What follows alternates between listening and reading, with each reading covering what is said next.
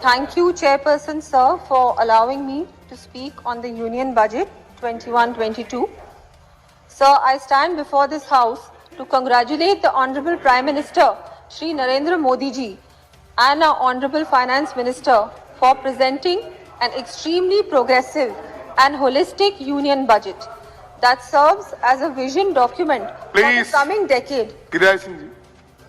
Sir, the budget not only addresses the concerns of our nation and prioritizes the needs of every citizen in these extremely unprecedented, unimaginable and extremely difficult times.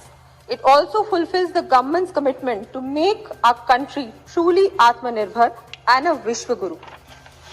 No doubt, sir, the pandemic had a detrimental impact on economies worldwide, including ours. Our government proactively responded and stretched its resources to deliver to the most vulnerable sections of the society while it continued efforts to overcome our internal economic challenges, be it distribution of food grains, free cooking gas or direct cash transfers. Under the able leadership of our visionary Prime Minister, Shri Modi ji, our government did everything to cater to and uplift our farmers, women, elderly, the poor and the needy. Honorable Chairperson, sir, the pandemic made us realize the importance of health institutions, and it is commendable that this government has acknowledged the same and has increased the health expenditure by 137%. In the past, India has relied on the West for innovation and development. But with the production of two COVID-19 vaccines in our country, we have reversed the roles, as there are around 25 countries across the world waiting in queue for the Made in India COVID vaccine. Extremely proud of our scientists and medical fraternity for achieving this. Rolling out of the Pradhan Mantri Atmanirbhar Swasth Bharat Yojana. Sir, this will help in developing capacities of public healthcare systems and reflects our government's commitment to ensure accessible and affordable healthcare for all.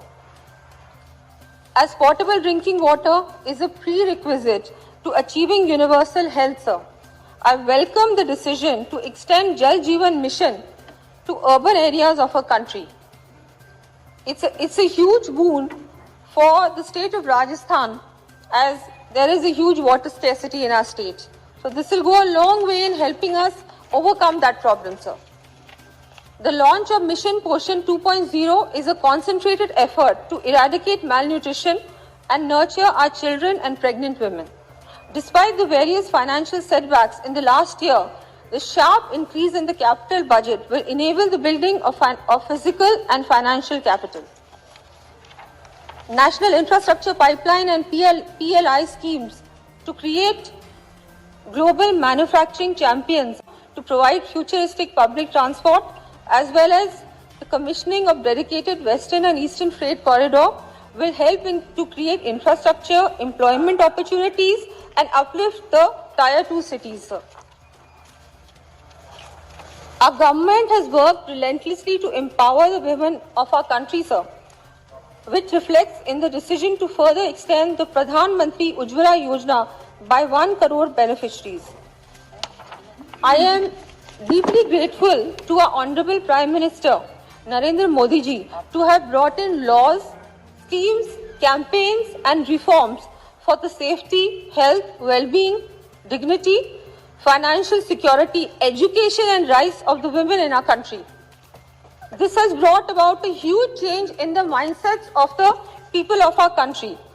And one of the biggest examples is the largest representation of women in the parliament this time, sir.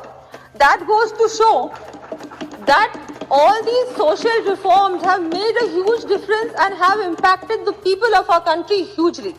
And I would like to say here that we cannot thank the Prime Minister enough. Not only has he brought in reforms in every way, legal reforms, political reforms, and reforms in every sector, but also social reforms. He is one of the biggest social reformists of our times. And I cannot thank him enough for that, for thinking about us women. and truly making us Atmanirbhar. The budget focuses on qualitative strengthening of 15,000 schools, which is a big step towards implementation of the national education policy. Sir, being a soldier's daughter, my father was an army man, and my constituency Rajsamand in Rajasthan, having extensive ex and serving army personnel, along with a large tribal population, I welcome the decision of opening Sainik and Eklavya model schools and thank our Honorable Prime Minister for substantially increasing the budget allocation for defence this year in the union budget. Every budget of this government has acknowledged the importance of farmers and the building of agriculture-related infrastructure. Our government is steadily increasing procurement at an MSP 1.5 times higher than the cost of production. Apart from this, the measures to provide adequate credit and opening up agricultural exports will substantially increase the incomes of our farmers. True to the efforts and promises of ensuring minimum government and maximum governance, and for moving in cognizance with the changing times, the increasing use of AI and modern technology has helped in identifying tax evasion, and this is evident from the record GST collections in the last few months. The government's decision to conduct the country's first ever digital census this year is monumental, sir.